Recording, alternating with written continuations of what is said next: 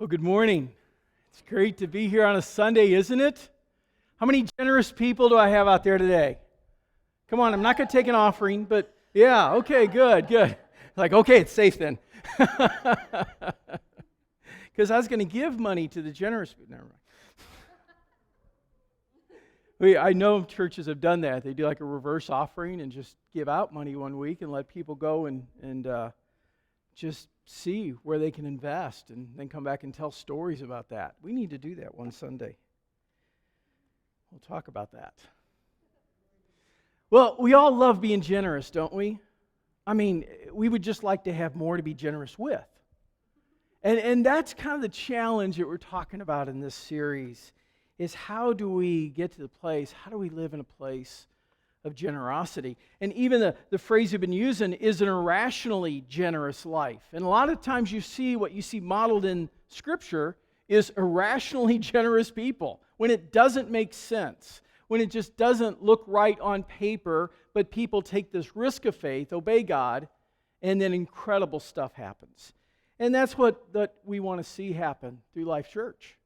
And whether it's, it's little things, I think we are wired to be givers, don't you?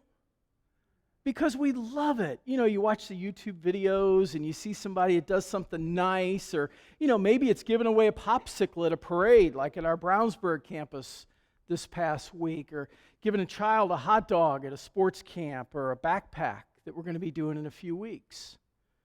Or it might sometimes even be something a little bigger. Watch this video. This is something we did about 5 years ago.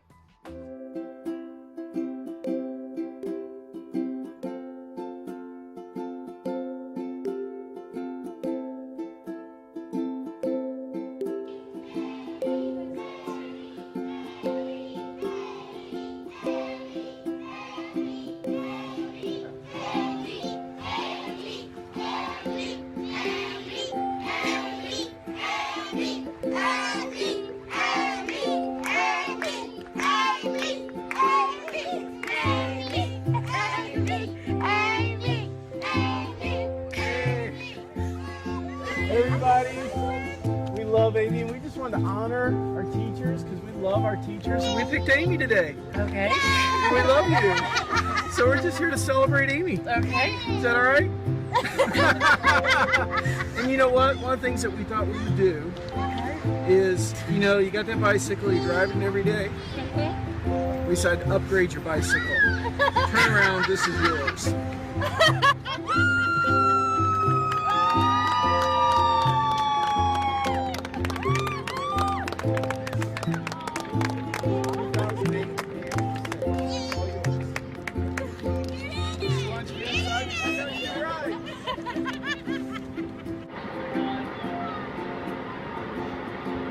Oh my goodness. Oh. Wow. I won't be worried about you driving to school. Driving to school every day. I just told Pat I almost got hit this morning. Well, no more of that.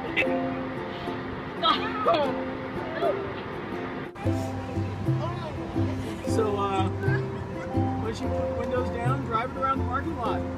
Right.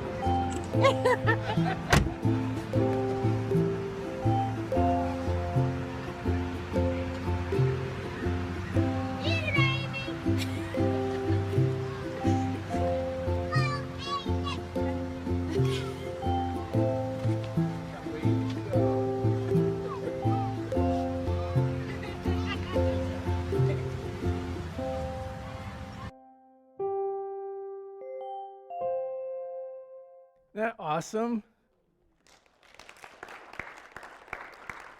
Get you right in the feels, and the incredible thing about that, somebody had donated the car to the church. We could have sold it and just put the money in general fund. We could have used it. But we thought, wouldn't it be cool, because Amy was riding a bike, even in winter, like 5 miles down Rockville Road, or 2.5 miles down Rockville Road every day to come to work. And we just thought, let's bless her. We got a car, let's give it away. And like I said, it feels so good to do that because it's wired within us. Luke said about Jesus, he says, "For we must always cherish the words of our Lord Jesus, who taught, giving brings far greater blessing than receiving." Or you've probably heard it in the King James, "It's more blessed to give than it is to receive." And even though we all want to be generous, what we're trying to focus on in this series is what stops us. We want to do it. It's like the heart of God. So what gets in our way? And last week we talked about it's our thinking. As a person thinks. And what happens is we have a good intention, but then it goes through these filters in our brain. And the first filter is any type of lack that we've had in the past or scarcity, so we kind of pull in. And it's like, well, what if I'm not going to have enough? And then that filters it. And then you throw in a little bit, but I want this. And that little bit of selfishness comes in as well. And what ends up happening is good intentions seldom are carried out. And today what I want to do is help you to break that cycle of thinking. We started talking about this last week. And one of the challenges that I want to mention today is that we live in such a consumer-oriented culture. We don't live in a culture of enough anymore. Now we live in a culture of more. And we are bombarded constantly with messages that says you will not be happy unless you look like this person, use this product, drive this car, have this house, live in this community, eat this kind of food. And what's happened is because we're hit with that so much, and they do it so well. You know, a few weeks ago, I noticed Lori and I were thinking about getting away and sometime in the future, and I was looking at Airbnb for places like up along Lake Michigan. We've never been up to Michigan for some reason. And the next day, I'm on Facebook, and guess what pops up in my Facebook feed? Ads for houses available in Michigan on Airbnb. It's like those algorithms are so good that in a split second, they can identify your need. Or have you ever gone to Meijer? I marveled at this. My wife, told me that happens all the time, but it took me a couple times of going to Meijer, and we'd check out, and then they shoot those coupons out. And those coupons are for the very stuff you just bought. In that quick, because they want you to come back and buy more of that stuff. And so we have a big target on us. And a target says, be a consumer. And this started a long time ago. I shared in my email this week a quote by Paul Mazur of Lehman Brothers back in 1927 when he wrote this in the Harvard Business Review. He said, "We must shift America from a needs to a desires culture. People must be trained to desire, to want new things, even before the old ones have been entirely consumed. We must shape a new mentality in America. Man's desires must overshadow his needs." Isn't that happening? I mean, you go out and buy something and immediately you have remorse because you know it's only worth half of what you paid for it. And something better that's twice as good is coming out next week to replace it. And it's even, Apple, the whole thing recently with, causing older phones to slow down to keep you buying new stuff all the time. And it's worked. President Herbert Hoover said this. He told a group of advertisers and PR men, he said this. He said, "You have taken over the job of creating desire and have transformed people into constantly moving happiness machines. Machines which have become the key to our economic progress." It's the American model. Credit and debt and desire and consuming even more than we need is what made our country great in that sense. It made us an economic powerhouse, but on the backs of people that couldn't afford it. Lori and I was looking the other day and checking our credit score, and I think it's around 815 or something. Which is good. I think it goes up like 850, doesn't it? But ours won't go any higher because we don't have enough credit cards. And if we had more credit cards and more debt on credit cards that we left on there every month and paid it off slowly, our credit score would increase. Because right now, we're not as good at credit risk because we don't owe anybody anything. Isn't that crazy? It's just as crazy when I have a couple come in and see me and say, Tony, we're in a financial jam, and we don't know what we're going to do. We may have to declare bankruptcy. I go, okay. Well, you're not going to go to jail over that. You're not going to lose your life. So what's your concern? We're going to lose our ability to get credit. And I go, that's what got you in the place. It was credit that got you here. You don't need more credit. Maybe for a season, it might be good to believe God and pay cash. Hey, there's a novel idea. Trust God to meet your needs and pay cash, and don't buy stuff you don't need. And that always kind of like tilts, but that's not the way life is. But it can be. Here's the key. If we're a consumer society, or as people, if we're consumers, and that's our focus, we can't be a generous society, and we can't be a generous people. So here's the key to this that I think, and I want to really build on what we talked about last week and change in our thinking. And I think one word is really key to this, and that is, to be generous, we have to learn to be content. That's not a good word. It's a good feeling to be content. Yesterday Lori and I were sitting out on the deck. It was just a beautiful day, wasn't it? After all the heat and everything, and we were just sitting out on the deck, and I looked over at her and I said, there's no place I'd rather be and nobody I'd rather be with than just sitting. I know, wasn't that awesome? Her love language is words of affirmation. After 38 years, I'm catching on. But, it was just this place of feeling content. All was good with the world. And it wasn't because we have a lot of stuff or anything. It wasn't anything that was making us happy, but just to be in God's presence and enjoy simple things. Paul said, I've learned to be content in every circumstance. Now, I've been content when I've had a lot. It's easier, And but we've also learned to be content when you have little. And actually, when you have little and you have to lean into God more, there's a level of contentment that comes from God rather than your stuff. That deeper inside, it feels right. Because, I don't know about you, when I've had a lot and I felt content, it all felt like it was fragile, and any minute this is going to fall apart, so you better enjoy it, because the economy could collapse or something could happen. But that contentment, when we've had almost nothing, and that contentment from just being with God, is something that's eternal, that you're tapping into. Writer of Hebrews said this, don't be obsessed with money, but live content with what you have, for you always have God's presence. For hasn't He promised you, I'll never leave you alone? Never. I will never loosen my grip on your life. But Tony, if I just had a little bit more, then I could be content. But we've tried to remind you through this series how rich you really are. Now, I know we don't want to talk about how much money we make and everything, but we're family, and I'm going to ask you to do it. So, no, just kidding. I'm going to ask you to raise your hand if last year you made more than $5,000. Raise your hand.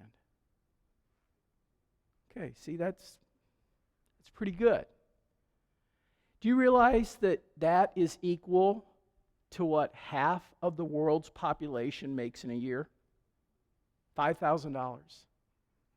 You're in the top 50% right there. Now, I want to ask you to raise your hand for this, but if you had combined household income of $50,000, you're a 1%er. In the world, you're in the top 1%. So how much more do you need than everybody else in the world? I thought it was interesting a few years ago when people were out in the streets and the world was watching this group of people attacked the one percenters, and they were one percenters too. It just didn't come off very sincere, Let's go get a latte, and then let's go protest how good these people have it. And the rest of the world is going, what? We just don't realize how good we have it, how wealthy we are. So when we see these admonitions, like in Scripture, when Paul, speaking of Timothy in chapter 6 of his first letter to him, and he says, tell those who are rich. And I used to just turn that off and go, that ain't me. But according to the entire world, that is me. I'm rich. You're rich. See? So this is not like telling a bunch of poor people that you should be happy with what you have and be content even though you're barely getting by. This is telling a bunch of wealthy people by the world's standards, all of us, that we are incredibly blessed. Money, we know, doesn't buy happiness. We all know that. But boy, we sure try to make it work, don't we? If I just got this, I'd be so happy. Wait till I get this. I'm going to be really happy. And then you get it, and it takes a lot of work, and it's frustrating, it breaks, and then you see somebody with something better than yours. There's a great story, Kurt Vonnegut, that Indianapolis boy that wrote Slaughterhouse-Five, wrote a tribute to his friend Joseph Heller, who wrote Catch-22, two of the greatest writers of the 20th century. And he wrote a tribute to him in the New Yorker. I love this story. He says, true story, word of honor.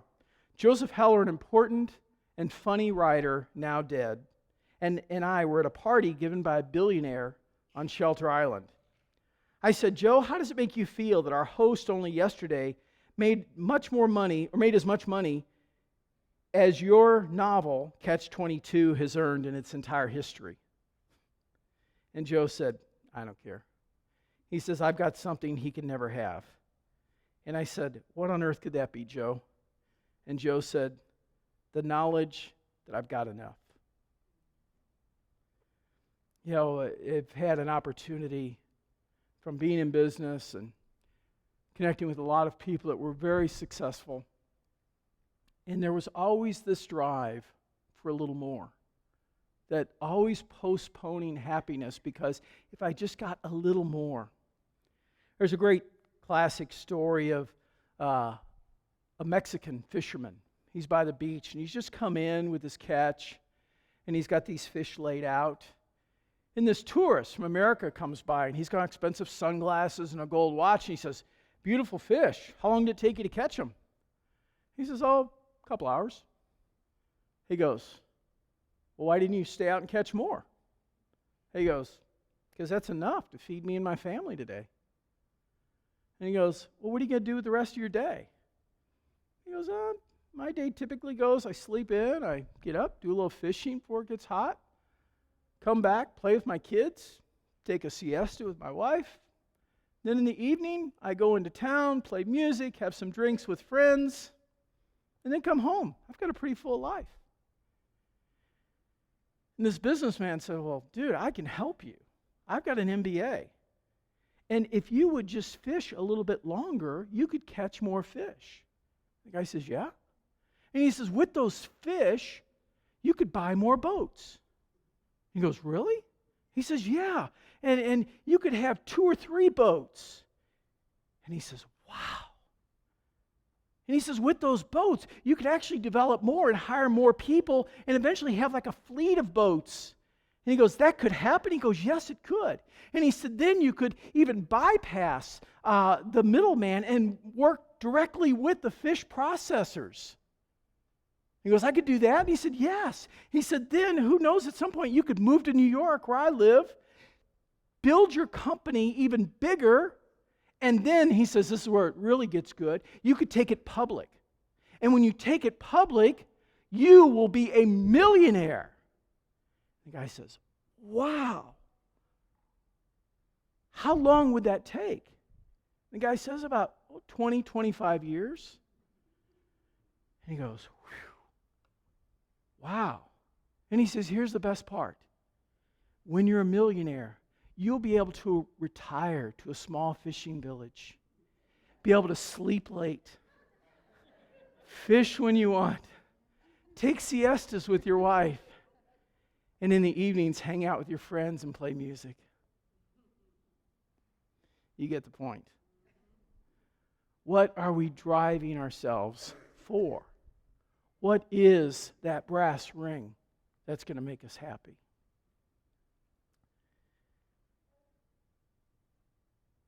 Paul writes to Timothy to warn him and the church about the dangers of being driven by chasing money. Now, listen to these words, because Paul has some really pretty strong language he uses. He just doesn't dismiss this as, oh, consumerism's not good, and we need to be more generous. Paul is pretty serious about this. Look at his words. He says, we have a profit that is greater than theirs. He's talking about people that just pursue money. He says, our holy awe of God. To have merely our necessities is to have enough. Isn't it true that our hands were empty when we came into the world? And when we leave this world, our hands will be empty again? Because of this, food and clothing is enough. It's enough to make us content. But those, now listen to Paul's language here. But those who crave the wealth of this world slip into spiritual snares. See, we can't separate out our material life from our spiritual life. He says they become trapped by troubles that come through their foolish and harmful desires. Now, this is not innocent, it's not innocuous. Listen to the language here. Driven by greed and drowning in their own sinful pleasures. And they take others down with them into their corruption and eventual destruction. That's some strong words from the Apostle Paul, inspired by God, that was just as valid to those people in Ephesus as it is to us in Indianapolis. Loving money is the first step toward all kinds of trouble. Some people run after it so much that they've given up their faith. Craving more money pushes them away from the faith into error, compounding misery in their lives. You see how serious of an issue this is. And so this is why we have to constantly contend for contentment. We have to choose contentment. Otherwise, we get swept along in this current of consumerism, this current of desires, this culture of more, and never finding that place of contentment. So rather than being in a place where we can be generous and think of others, we're constantly just thinking about how we can get more, and then putting off, someday I'll be generous when I get here. And as I mentioned last week, if you're not generous here, you won't be generous here. That's just the way it is. All statistics point to the fact that people that are poor give more and are more generous than people that are rich. You know, Oprah gives $10,000 to something and they put up a statue. I mean, it's just like, wow. And we've had people give more than that here in the church that don't have 1% of what she has. But they've done it because they're just to honor God, just to obey God. See? And they weren't looking for a PR person to send out and get acclaim for it. They were just doing it because they were obedient to God.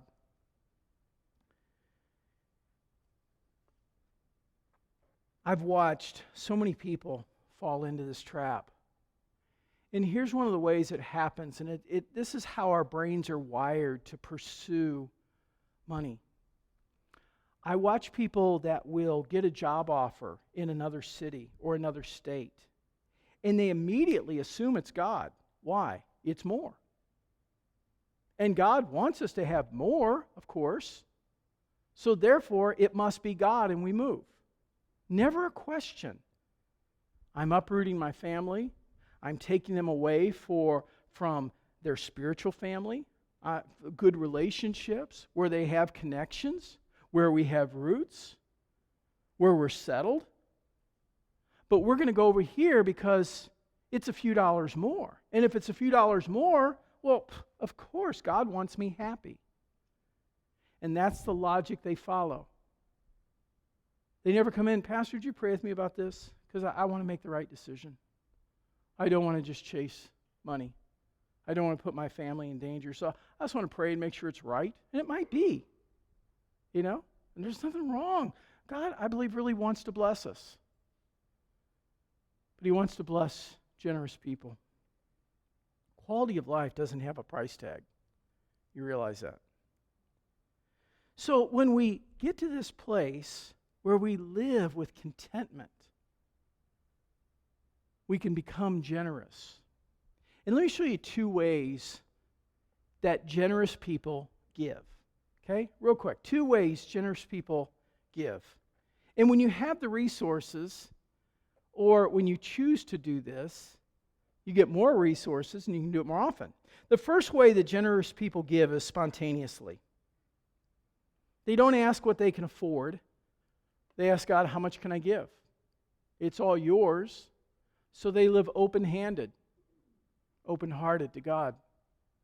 We see this modeled in the parable, and we talked about this a couple months ago, the parable of the Good Samaritan that Jesus tells. The story of this man who's going down the road, and all of a sudden he sees a person in need. And he stops and makes a decision at that point to give spontaneously. He wasn't planning on it. He wasn't planning on running into somebody in need. Just something inside him said, stop and help that person. So he does. And he puts the guy on his own horse, takes him to town. He takes the medicines and the resources he has to patch him up. He gives money to the hotel and says, take care of him until I get back. And if there's any other bills, I'll pay him then. I mean, he takes on this person to whatever they're going to need. And he writes the check. I mean, look what he's giving. His time, his energy, his involvement, his resources, his reputation. He's investing everything in this person that he doesn't even know, and he's a Samaritan, and this guy's a Jew, and he's watched 2 other Jewish leaders, religious people, pass him by. It'd be easy for him to say, well, somebody else will take care of that. Well, he probably deserves it. Well, he's probably just lazy. No, he just owned it. He just responded. That kind of giving spontaneously is what caused the New Testament church to explode, because they loved the outcast. They loved the broken. They loved that people would put babies out in the street, especially girls, because they wanted a male child. And these Christians would come and scoop up that child and raise it as their own. They would give away the food they had because their philosophy was, we can believe God because we know Jesus and we know He's going to take care of us, but they can't, so we're going to give them what we have. Wow. I mean, that is an incredible level of faith. But people saw that, and when God saw that they could be entrusted with that, then He invested more in them. We have some friends that we were with a few weeks ago, and they pastor, Steve and Alice Laws, they pastor the Vineyard Church down in Big Pine Key, just a few miles north of Key West. And they were in the path of the hurricane, wiped out a lot of the community and everything. But their church wasn't damaged. And it's just a big block building, and they survived it. And they just went into their mode that they normally do. Every Sunday, before every service, they serve a full meal to anybody that wants to come. And on Wednesdays or midweek service, they do a full meal too. So they were all set up to feed people. So for those people that were able to stay and get back in, they just began feeding everybody. Now this is a church of 1,200 people in a town of 12,000. But the reason why they've made such an impact and why they were able to make such an impact after this was they just said, hey, we're geared up for this. Let's just go to work. And it's amazing the impact that they've had on that community. I've seen national articles and publicity about that church just because they're such givers and just because that's where they found their niche. They put God first.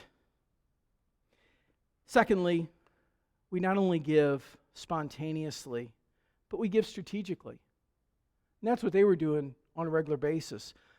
Isaiah says this, but generous people plan what is generous, and they stand firm in their generosity. We give strategically when we come in on a Sunday and we give God the first fruits of our income. We're not coming and offering God our leftovers. We're not coming here to just tip God. We're coming and saying, God, you are first in our lives. So that means you're first in our finances. And we've worked hard all week. And this is what we've earned. And so what we're giving you is a portion of our life. We're not just writing a check. We're giving you a portion of our life back to you as an act of worship. That's what your giving should be.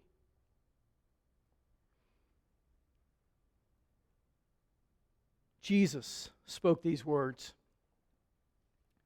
He said, the one who manages the little that has been given with faithfulness and integrity will be promoted and trusted with greater responsibilities.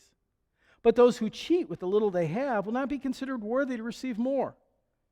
If you have not handled the riches of this world with integrity, why should you be entrusted with eternal treasures of the spiritual world? See how he ties these together. Money's a pretty spiritual thing. And if you've been proven faithful with what belongs to another, if you've not been proven faithful with what belongs to another, why should you be given wealth of your own? It is impossible for a person to serve two masters at the same time. You will be forced to love one and reject the other. One master will be despised and the other will have your loyal devotion. It is no different with God and the wealth of this world. You must enthusiastically love one and definitely reject the other. Now, how did that go over? Well, the next verse tells us. Now, the Jewish religious leaders who were listening to Jesus were lovers of money. They laughed at what he said, and they mocked his teachings.